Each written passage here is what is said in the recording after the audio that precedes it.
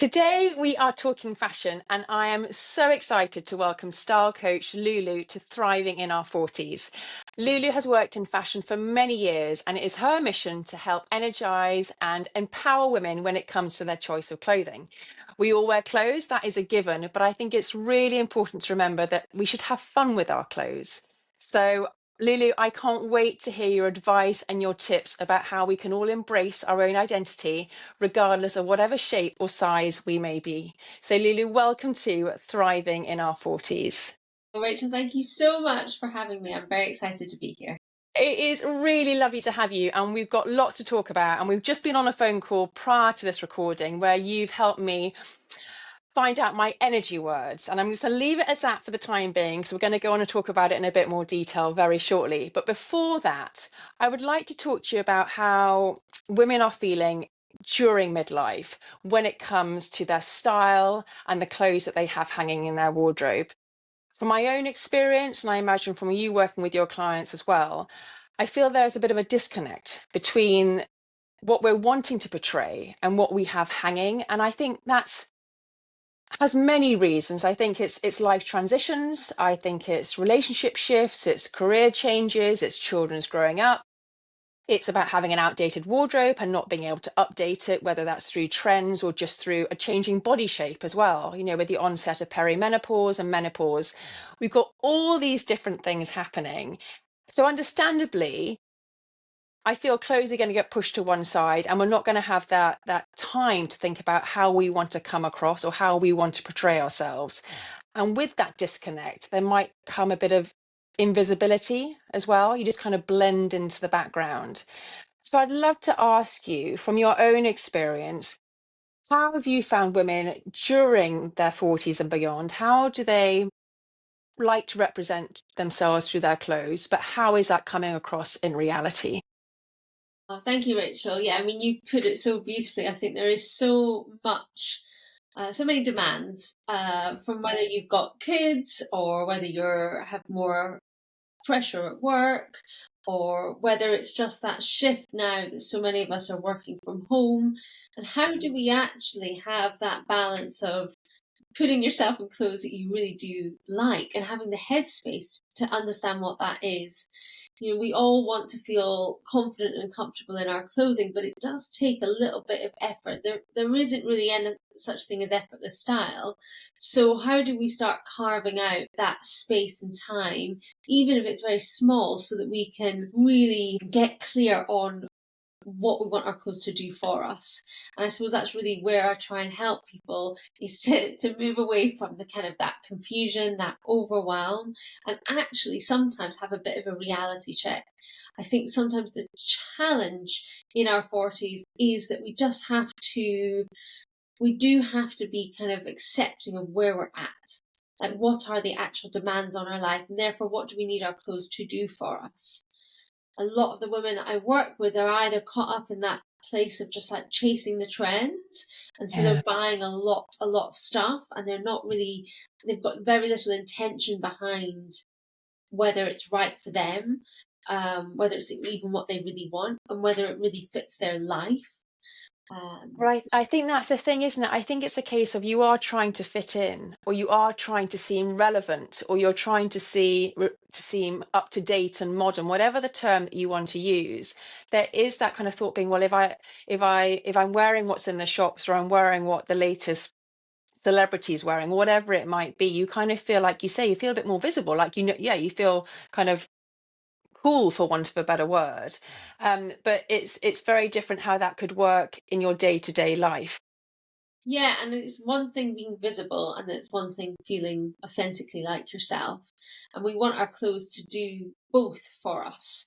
I saw this great phrase the other day that it's not vanity, it's visibility. And I was like, oh, that is so good. That is exactly it. But on the other hand, there is a point where we also want to feel true to ourselves, and understanding ourselves better, and actually sometimes working with less can really help us to grow our confidence in what is right for us and be more mindful about what is in our wardrobe. I really believe that how you would describe the state of your wardrobe is probably how you would describe your internal self right now. So are you living in a place of like overwhelm and chaos and you've got no kind of organization, or are you feeling uninspired and unexcited and just flat from your when you're looking at your wardrobe? There's probably a reflection of what's going on. So we want to kind of develop that wardrobe to a place where it reflects the woman you want to be, that visible woman, the one that's feeling a bit more in control. And that's not to say we're not aiming for perfection or having, the perfect capsule or anything like that, but it's about making sure that it's functioning to support you, your life, your actual, job, but also to help enhance how you want to feel. What is the bit of you that maybe you haven't explored? Are you craving, feeling more relevant? Are you craving feeling a bit sexier? Have you lost touch with your femininity in your body?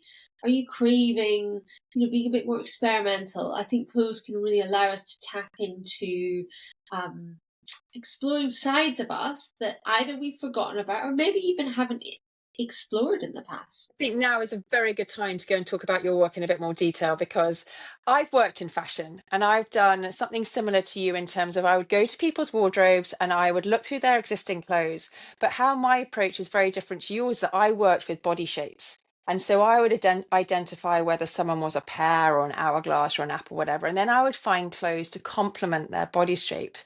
You work very differently. You work with energy words that Yes. help women to find their identity. And we've just been talking about my energy words, which I'll talk to about in a minute, which I'm so excited about. I feel like a whole weight's been lifted off my shoulders.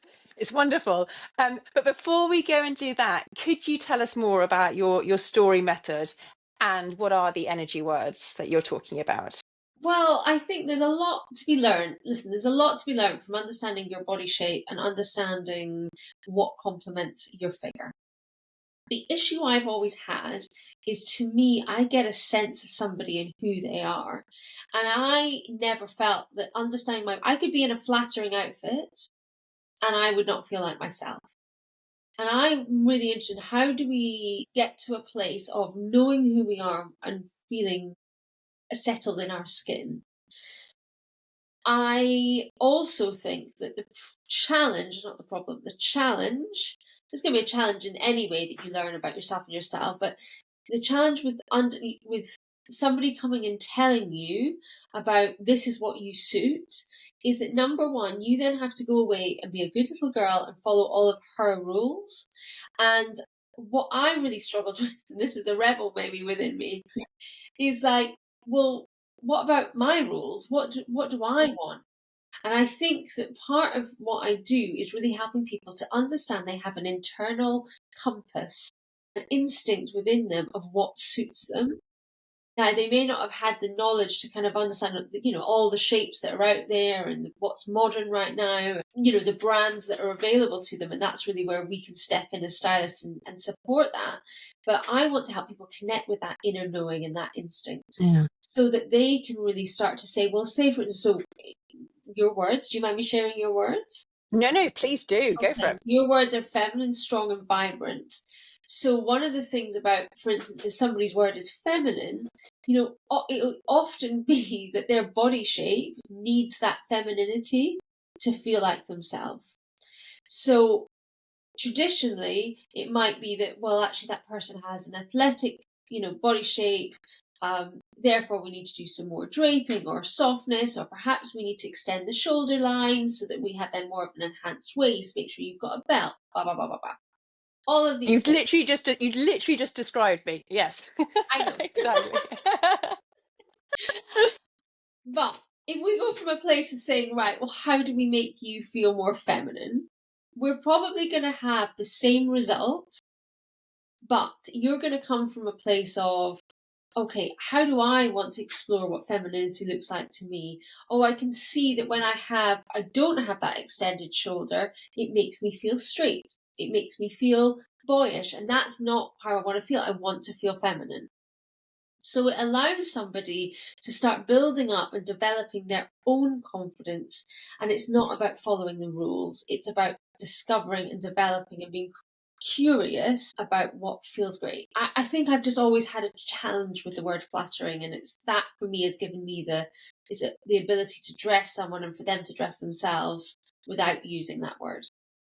I just want to touch on what you just said. I think you've absolutely summed up in terms of having someone telling you what to do. We are constantly bombarded with information. I was reading an article only yesterday how you can Google everything and get a million opinions on the same topic, Yeah, and how actually we've stopped listening to our gut. We've stopped listening to what we know fundamentally is right for us. yeah, And so what you just been saying, what people might think being clothes being very frivolous and, they're obviously necessary, but not an important part of our existence.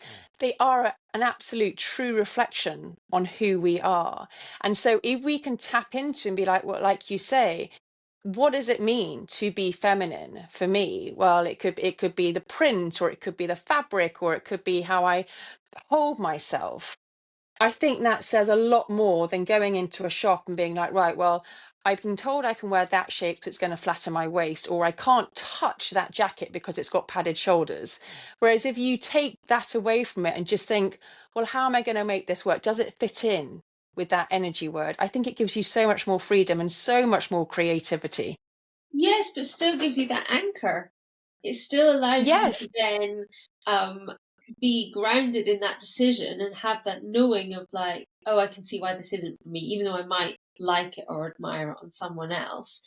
Because I think sometimes, and it also depends, every person I work with is very different. And I do tend to work with a lot of creatives, people who get this kind of language, who get the desire a little bit of self expression, and they're not quite nailing it. The women that I don't tend to get the women that say, just make me look appropriate. I need to dress for the polo. I need to dress for, I don't know, the races or whatever it is. They come to me because they're like, something is missing. I'm not, like you say, the visibility piece is because they don't feel like they are able to communicate who they truly are. And it's all feeling a bit cookie cutter. Just put it on the other side though, Lulu. So if someone does like the rules, if they do like to have that tick box, something a bit more kind of grounding, Yeah. what can you say with that though? Still using your energy words, are there a set of rules that they can follow that will still channel those words, but not leave them thinking, oh gosh, I've got to be creative or imaginative, when they haven't got the headspace or they're just not those kind of people to begin with? Yeah, I mean, I suppose there's two things. I mean, part of the method that I take people through is that at the end of it, they will literally have a lookbook of all their outfits that we've created together. So if they struggle to do it for themselves, they can reference every single picture. And people find that really useful because they can then go back through. And often just by wearing and re-wearing those outfits, it starts to unlock their own curiosity, creativity, and they kind of say, well, what if I did that one with this outfit? Would that work? So that really helps. When I work with somebody, of course, what you have to then break down is like, okay, so these are the rules that you're feeling within your own. So like we just said, okay, for you to feel feminine, we need to have the shoulder, we need to have the draping. So the information is still there, but I find it a more gentle way of coming at the with the person and working almost collaboratively with them rather than it being about me being the stylist with all the knowledge, knowing exactly what will suit you, and I will tell you what you should wear. And of course, we all want someone to come along and give us the answers because life is life is difficult and challenging enough. But Mm. I find it really helpful, especially for people who worry about working with a stylist and not liking what they might suggest, because it allows that person to have the framework to say, oh, my alarm bells are ringing, i.e., I feel too fussy, I feel too complicated, it feels too playful. And I can say, okay, well, let me help you find the opposite. So again, over the years when I've dressed people and I thought they looked good, and I don't think, if I look back, I don't think I nailed it because I didn't have this framework. Yeah. And so I was then It's trying to persuade them or convince them it would work. And that's not my job. I want them to discover how to be themselves. It's so personal, isn't it? And what you wear, it's like your haircut as well. It you hold yourself in a completely different way. And just to finish up, maybe just talking about my words. So I honestly, I'm excited now about going to my wardrobe, because I think we all have those things that are hanging in our wardrobe that you just love. They are your go-to. And now that I know my words, which I'm trying to remember are what? They are Feminine, feminine, strong, and vibrant. vibrant. So I can Your look at those. painting behind you really helps Yes. to Yeah, we to talked about that, didn't we? Exactly that. And it for their item of clothes that tick those three energy words, you now know why they're in my wardrobe.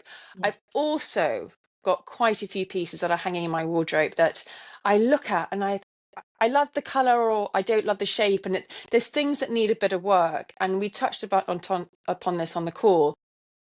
Have a go, and if it matches two of the energy words, keep them as such. But if you feel that you can't make it work, or it's not reflecting anything that you're wanting to portray, that's when you should think about getting rid of them.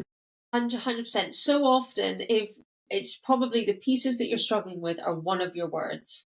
Okay. So, and they are having to work too hard for you to feel all three. Now, not to say that you can't make it work, but there may be a real it's struggle. So when in every outfit we wear, you should have all three of your words at all times.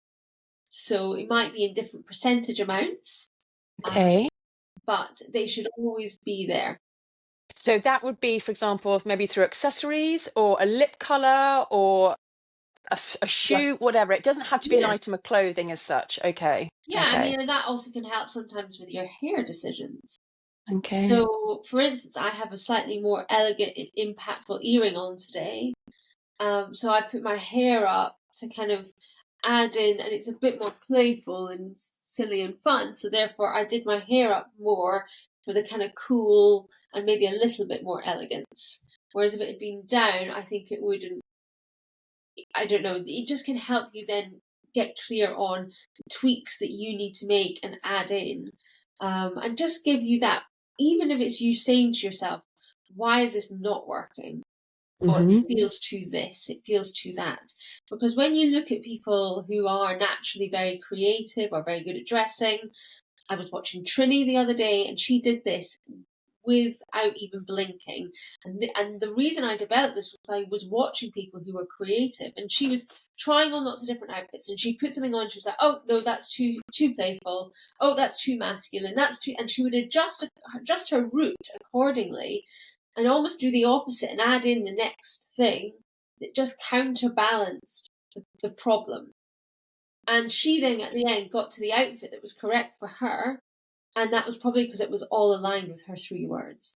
Yeah, And absolutely. if you know your words, you can then counter correct, and also I think create a new standard. Because part of the issue I think often is we then say, well, it'll do. I'll just wear this. And then we walk out feeling rubbish. There's always going to be days where we've just got to lead with self-compassion and we don't have to be perfect every day or feel amazing. But I think it does help. I used to ignore the feeling inside of, oh, something's not right. Oh, it should work. Oh, everyone else is wearing it like this, so therefore I might as well just give it a go. And I didn't listen to the voice that told me, actually, it's not right for you. It's too much. It's too little. So now it allows me to really honor that voice within and start to say, okay, actually, this is the standard I'm at. For you, feminine, strong, and vibrant, that is how I want to feel every day. Yeah, Where I can, I will achieve it. Of course, it won't be great all the time, but I know if I've got those three words, I'm in alignment. And I it's think brilliant. the other fine little point here as well is that we can also, all of us, get caught up in what others think, the viewpoint of others. Yeah, Am I right in setting, especially if like I'm obviously in Brighton, you and I live in very different environments, and it's easier for me to be self-expressive and out there in this environment.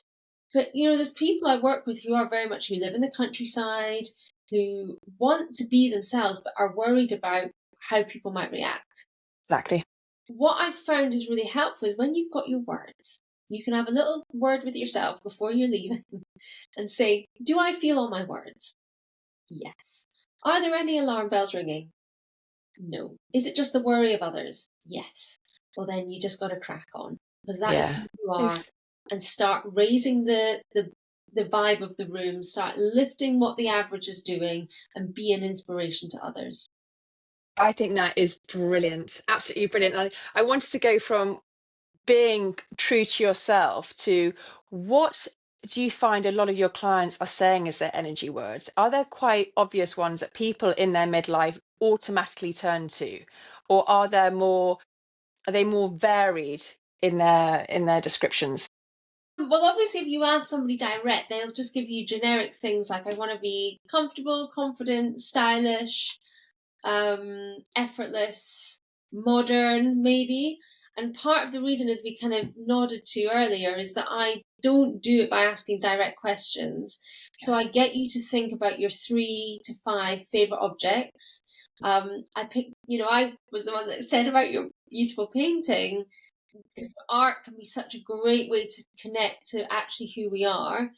And by doing that and you describing the object, the item, the piece of art, the vase, it can shine a light in a way that you wouldn't have had self awareness to have done, to have kind of been able to voice what you need your clothes to do. Because our clothes essentially are an extension of our personal taste, they're an extension of how we want to show up. But I mean, I've got this on my wall, which is all my, like, just a load of different Star words. words. Yes. People go from everything from, like, I had a client recently, one of her words was glossy, which was great, and it really Yeah. explained the kind of luxuriousness that she needed. I've had naughty, unapologetic, cohesive, optimistic, slinky. I mean, there's so many, fluidity. So I think it's really, I mean, people want to have that bit of modernity, but that doesn't feel too much. Um, a lot of us need versatility with our wardrobe, which can be hard because, being in a uniform was probably easier for work. But the gift of it is it means that all of our wardrobe is open to us at all times. Yeah. Yeah. So actually, when you start learning how to maximize your wardrobe and to be a specialist at smart casual, we actually find that we need less, but we just need those pieces to work harder.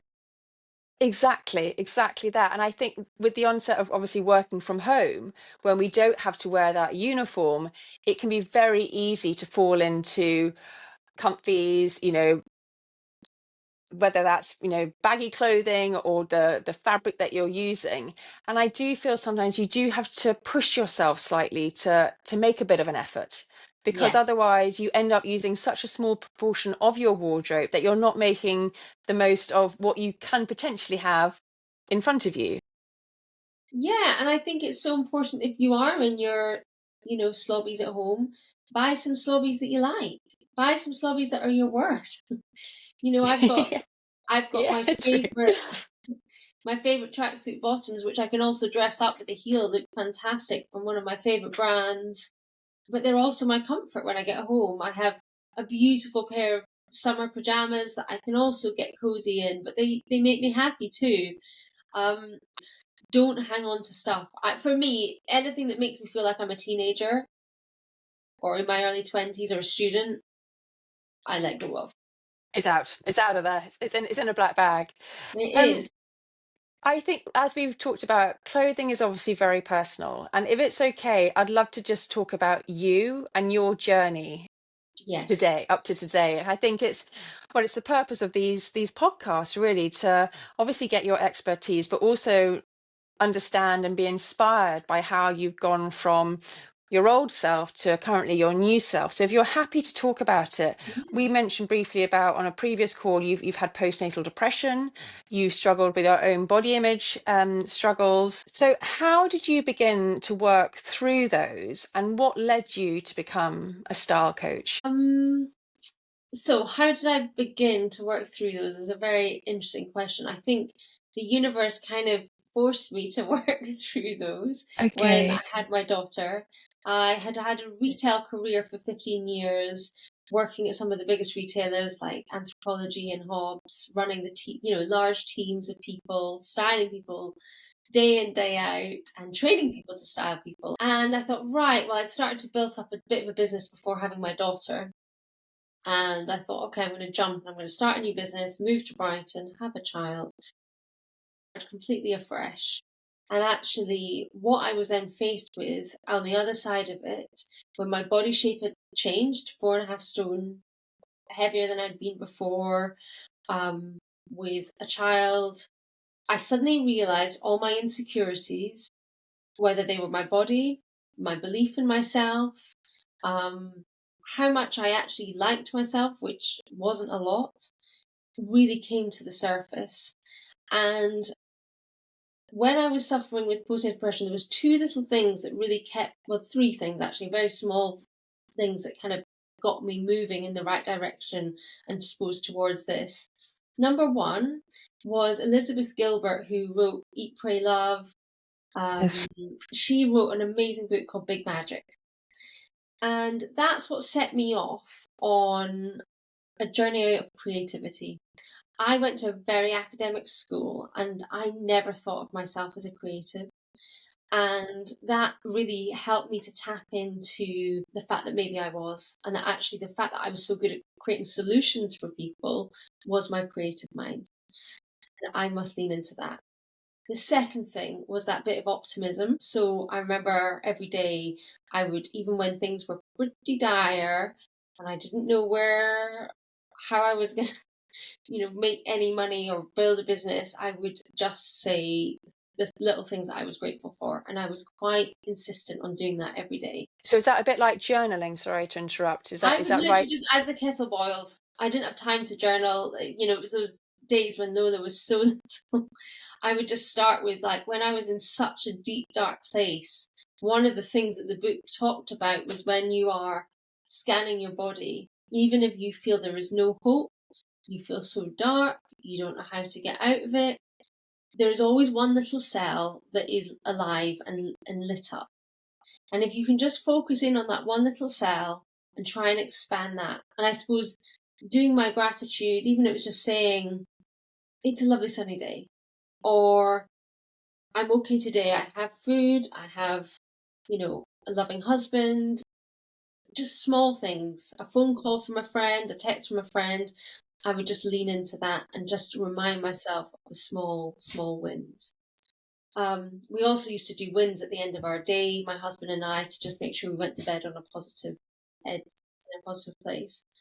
And then the other thing was kind of, sorry, I was Rachel. going to say, and then gradually, for you got another one to mention, but over gradually, did those positive wins start to override the negative thoughts that you were currently having?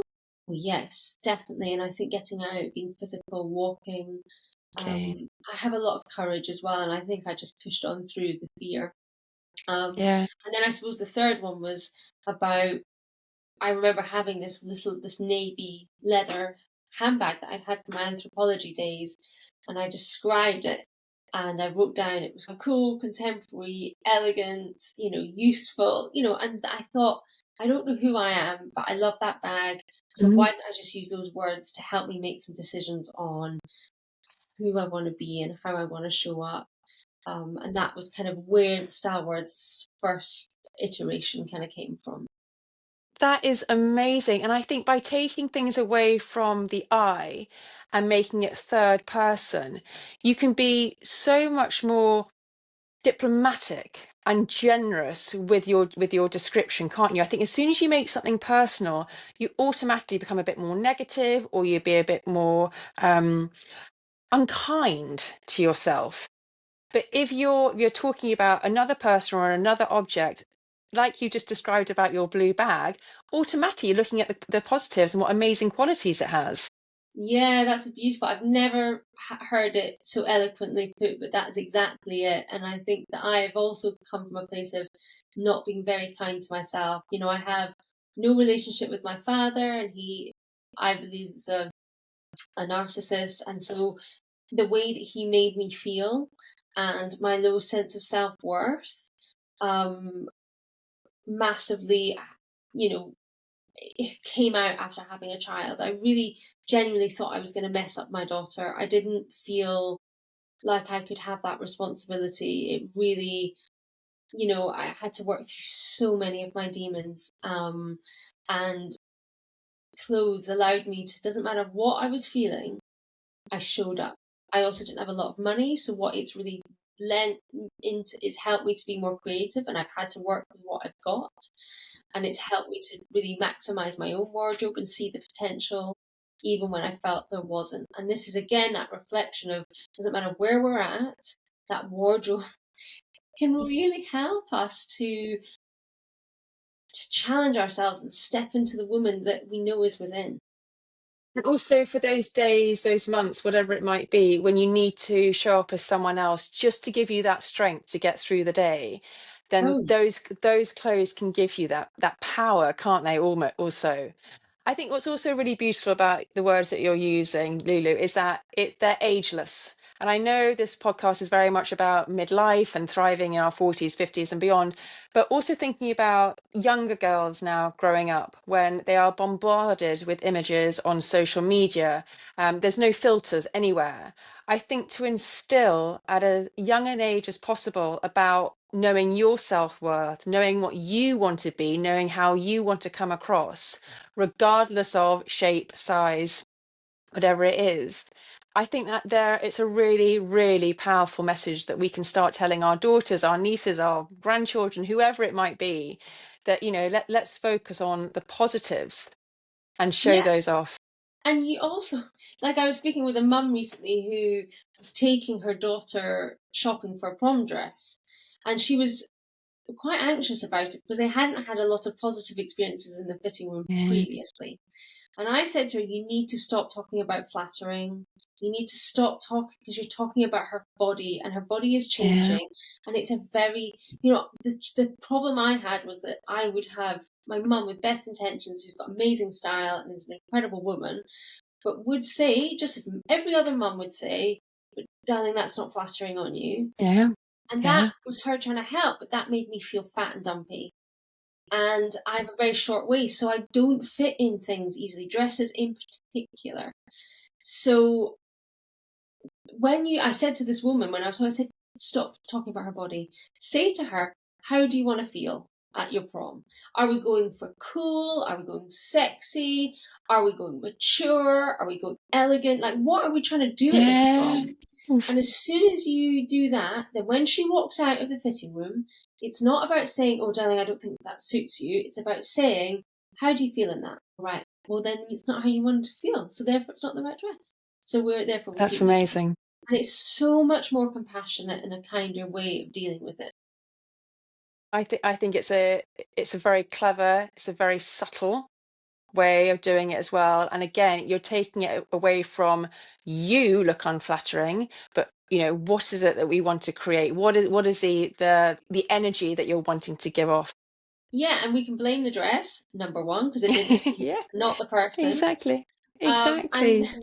and then I think also what was really interesting, I did a lot of work with jigsaw. I mean, I've been very blessed over the last decade that I've worked with Tresemme, I've been a regular on the BBC, I have done a lot of work with brands like Karen Millen and Jigsaw. And what was fascinating at Jigsaw is I went to one of their presentations because I was part of I did like I taught their staff about all these style words.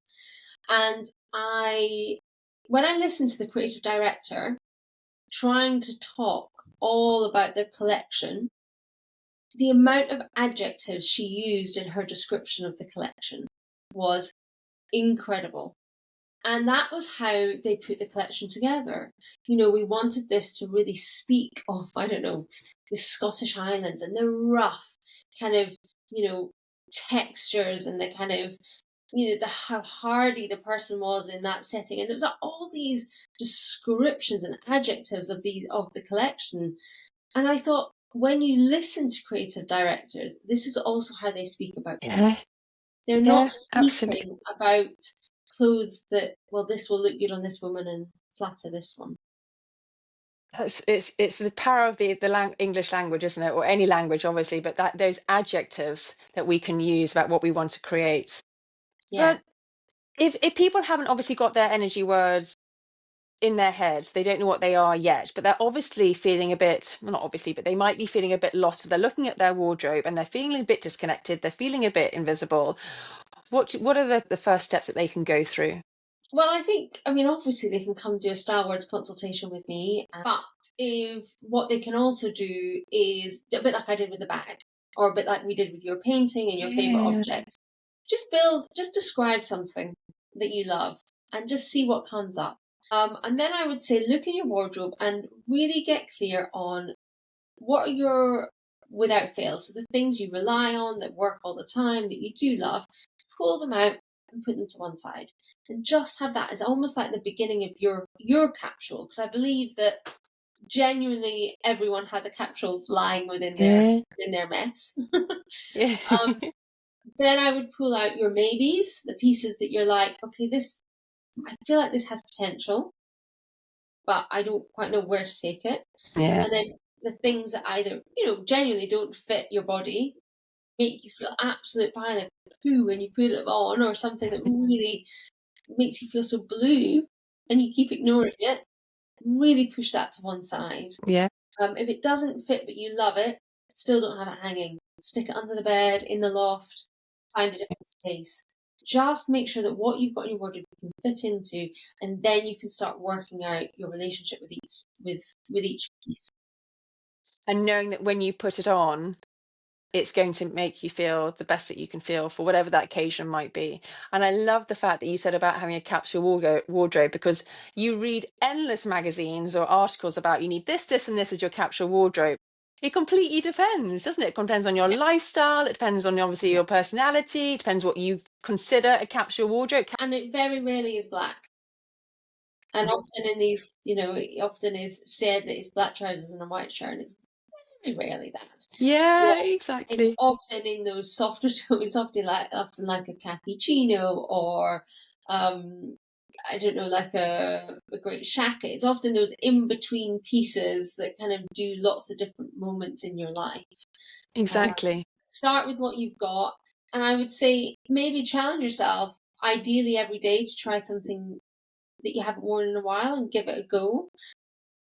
And then if not, even just something once a week, you say, right, I've not worn this in a while. Let me try it. Let me style it in these new ways. Isn't it there that trick, Lulu, where you hang your coat hangers the opposite way round, Yeah, and you and see, then you whenever you take an item off, you put the coat hanger on the opposite way round so that it's hanging differently. yeah, And the items after so long, the ones that are still hanging in the same direction that you put them on, if you haven't worn those after 4 months, they're the ones that don't fit in your wardrobe. yes, yeah, I think it's a great advice. I mean, you can also do it, almost get yourself like a little mini rail and pull out 10 pieces and say, right, this is what I'm going to wear. This is my wardrobe, and the pieces that you really love, mixed in with a few pieces that feel versatile, but you may be overlooking them. So I think Completely.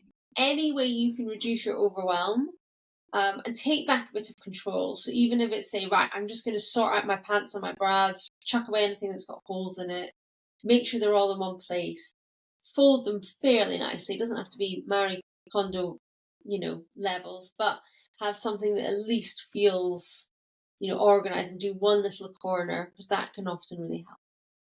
Yeah. You shared so much advice, Lulu, and I know we chatted a couple of times on the phone, and at the end of each call, we're like, we can keep on talking, we can I keep on know. talking. I know. But we're going to leave it here. I've got one more question I would love your advice on, or for you to share your insight. And it doesn't have to be clothes related or star related, but obviously the podcast is called Thriving in Our Forties. So if there is something small but powerful that anyone listening can do to make them feel that they're thriving in their 40s, what do you think that is? I think it's about being honest about where you're not thriving. And it's Okay. about being able to stop and just say, actually, my diet, I feel rubbish, or I feel quite insecure about being around other people, or I'm having real imposter syndrome at work. and I am feeling quite uncomfortable in these rooms because I think for a lot of my 20s and 30s, I had courage and I pushed on through and I just got on with it.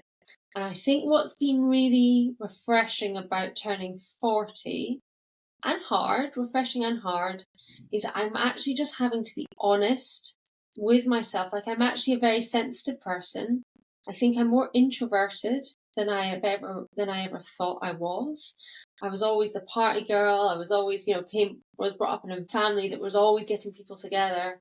And actually, I've had to be very honest about how I process emotion and how I am quite sensitive. And I don't like that about myself, but I know it's also my superpower and I've had to come to terms with it. So I think sometimes about being honest about where you're not thriving, and either getting help or having compassion. I mean, you have to have compassion for it, but to help you move forward. I think that is so beautiful. Thank you so much. Thank you for being so honest about yourself and where you've come, because like I said, I think it's very easy to listen to other people talk or to look into other people's lives and just think they've got it right. They know what it's about. They've got the confidence, and you scratch the surface on everyone. Obviously, there's going to be those insecurities, but knowing how through clothes we can help in some respect by what we wear and how we feel about ourselves, it makes obviously such a big impression. Yes, Thank thank you you. for having me. And now, before we do go, I want you to share with everyone about how they can find out about you and the work that you do, because you have so much on offer. So please, yeah, share your handle, share your website, give it to us where we can find you.